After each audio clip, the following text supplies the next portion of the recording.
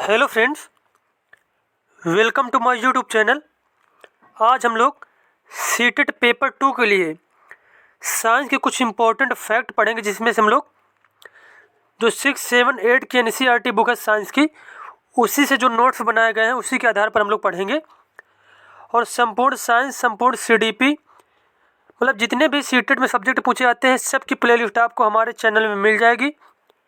आप लोग जाके देख सकते हैं। और अगर वीडियो अच्छा लगे तो चैनल को सब्सक्राइब करें, वीडियो को लाइक करें, कमेंट करें। चलिए अब देखते हैं यहाँ पे पहला पॉइंट बताया गया यहाँ पे। अब देखो यहाँ पे पहला पॉइंट बताया गया है, भोजन के रूप में पौधों के भाग और जंतु उत्पादन। मतलब जैसे भोजन के रूप में पौधे के कुछ जो भाग होते हैं उनका यूज किया जाता है, और जंतुओं से कुछ चीज़ें उत्पादित होती है जैसे कि दूध वगैरह, वो हमें जंतुओं से मिलता है। तो इसी के बारे में बताया गया है इसमें से। अब देखो यहाँ पे पहला पॉइंट दिया गया है, कुछ पौधों के 2 या 2 से अधिक भाग खाने योग्य होते हैं। उदाहरण के लिए सरसों के बीज से हमें तेल प्राप्त होता है एवं इसकी पत्तियों का उपयोग साग बनाने के लिए किया जाता है। अब देखो यहाँ पे क्या बताया गया है, कुछ पौधे होते हैं जिनके 2 या 2 से अधिक भाग खाने के लिए यूज किया जाता है। अब इसमें जैसे कि सरसों का जो है बीज से क्या होता है, बीज से तेल बना लिया जाता है, और जो पत्तियां होती हैं उनका साग बनाने के लिए उपयोग किया जाता है। उसके बाद अगला पॉइंट है, मधुमक्खियां फूलों से मकरंद मीठे रस एकत्रित करती हैं और इसे अपने छत्ते में भंडारित करती हैं। फूल और उनका मकरंद वर्ष के केवल कुछ समय में ही उपलब्ध होते हैं। अब अगर क्वेश्चन ये पूछ लिया जाए आपसे कि जो मधुमक्खियाँ अपना जो मीठा रस एकत्रित करती हैं उसे क्या बोला जाता है, तो उसको कहते हैं मकरंद। क्या कहते हैं उसको? मकरंद कहते हैं। उसके बाद बताया गया है, केले का पौधा जो भोजन के रूप में उपयोग किया जाता है। कुछ पौधे जहरीले हो सकते हैं। अब देखो आपसे अगर पूछ लिया जाए कि कौन सा पौधा जो है भोजन के रूप में उपयोग किया जाता है, तो आंसर हो जाएगा केले का पौधा। कौन सा पौधा? केले का पौधा।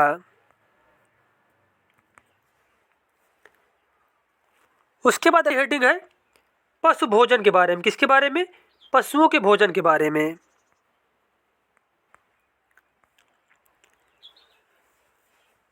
अब देखो यहाँ पे बताया गया है, जो जंतु केवल पादप खाते हैं उन्हें शाकाहारी कहते हैं। जो जंतु केवल जंतुओं को खाते हैं उन्हें मांसाहारी कहते हैं। और जो जंतु पादप तथा दूसरे प्राणी दोनों को ही खाते हैं उन्हें सर्वाहारी कहा जाता है। तो ये पॉइंट कंप्लीट हो गया। उसके बाद अगला पॉइंट हमारा, अगली हेडिंग है अलग अलग खाद्य पदार्थ सामग्री के बारे में। अब देखो यहाँ पे बताया गया है, प्रत्येक व्यंजन एक या एक से अधिक प्रकार की कच्ची सामग्री से बना होता है जो हमें पादपों या जंतुओं से मिलते हैं। इस कच्ची सामग्री में हमारे शरीर के लिए कुछ आवश्यक घटक होते हैं। इन घटकों को हम पोषक कहते हैं। हमारे भोजन में मुख्य पोषक कार्बोहाइड्रेट, प्रोटीन, वसा, विटामिन तथा खनिज लवण हैं। उसके बाद अगला पॉइंट है, हमारे भोजन में पाए जाने वाले मुख्य कार्बोहाइड्रेट मंड तथा शर्करा के रूप में होते हैं। कार्बोहाइड्रेट मुख्य रूप से हमारे शरीर को ऊर्जा प्रदान करते हैं और वसा से भी ऊर्जा मिलती है। और कई बार क्वेश्चन पूछा गया है कि जो है सबसे ज़्यादा शरीर को कौन से जो है पोषक तत्व ऊर्जा प्रदान करते हैं, तो इसका आंसर हो जाएगा कार्बोहाइड्रेट।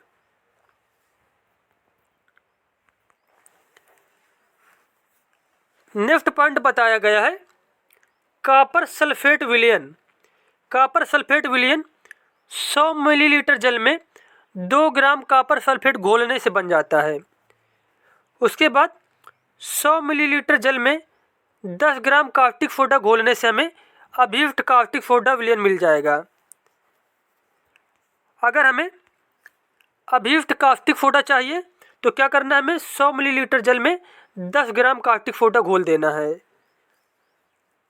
और अगर हमें कॉपर सल्फेट का विलयन प्राप्त करना है तो 100 मिलीलीटर जल में 2 ग्राम कॉपर सल्फेट घोलने से हमें कॉपर सल्फेट का विलयन प्राप्त हो जाएगा।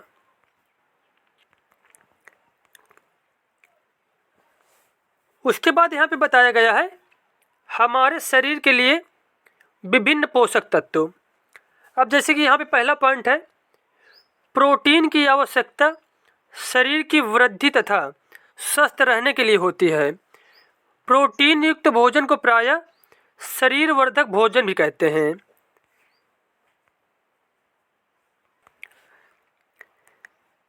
अब अगर क्वेश्चन पूछ लिया जाए आपसे कि जो है प्रोटीन की आवश्यकता हमें क्यों होती है, तो शारीरिक वृद्धि और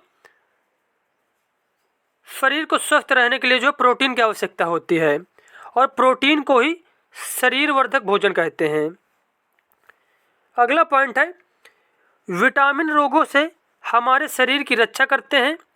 विटामिन हमारी आँख, अस्थियों, दांत और मसूड़ों को स्वस्थ रखने में भी सहायता करते हैं।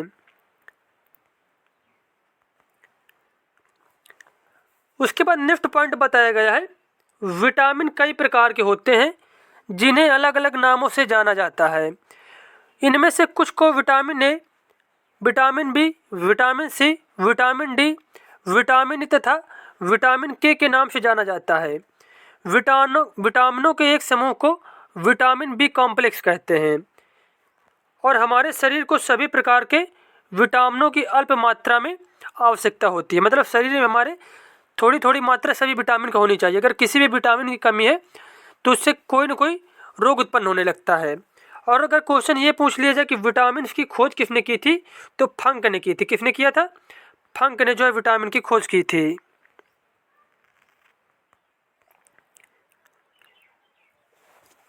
नेक्स्ट पॉइंट यहाँ पे देखो बताया गया है, विटामिन ए हमारी त्वचा तथा आँखों को स्वस्थ रखता है। विटामिन सी बहुत से रोगों में लड़ने में हमारी मदद करता है। और विटामिन डी जो है हमारा अस्थियों और दांतों के लिए कैल्शियम का उपयोग करने में हमारे शरीर की सहायता करता है। अगला पॉइंट है, हमारा शरीर भी सूर्य के प्रकाश की उपस्थिति से विटामिन डी बनाता है। तो विटामिन डी हमें कैसे मिलता है? सूर्य के प्रकाश की उपस्थिति में हमारा शरीर खुद जो है विटामिन डी का निर्माण करता है। नेक्स्ट पॉइंट बताया गया है, चावल में कार्बोहाइड्रेट की मात्रा दूसरे पोषकों से अधिक होती है। इस आधार पर हम यह कह सकते हैं कि चावल जो कार्बोहाइड्रेट का समृद्ध भोजन है। अब क्वेश्चन पूछ लिया जाए कि जो कार्बोहाइड्रेट सबसे ज़्यादा किस में प्राप्त होता है, तो आंसर हो जाएगा चावल में प्राप्त होता है।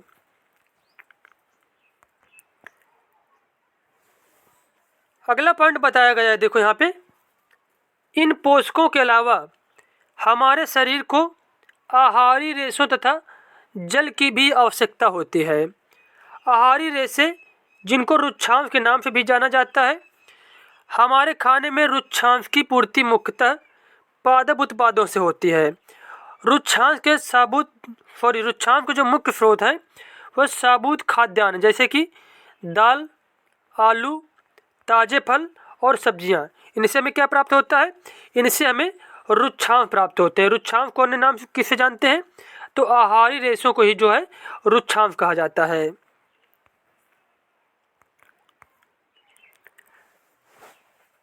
उसके बाद नेक्स्ट हेडिंग दी गई है संतुलित आहार के बारे में।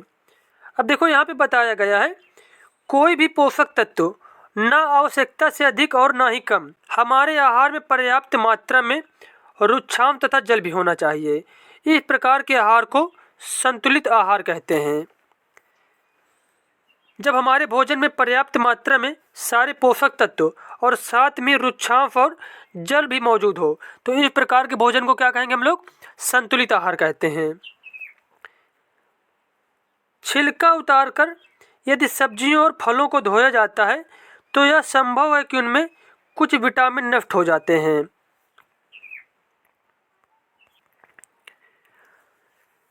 उसके बाद अगला पॉइंट यहाँ पे बताया गया है, सब्जियों और फलों की त्वचा में कई महत्वपूर्ण विटामिन तथा खनिज लवण होते हैं। चावल और दालों को बार बार धोने से उनमें उपस्थित जो है विटामिन है, कुछ खनिज लवण अलग हो सकते हैं। अगर चावल और दालों को बार बार धोया जाता है तो उनके जो विटामिन और खनिज लवण उनसे क्या है कुछ अलग हो सकते हैं।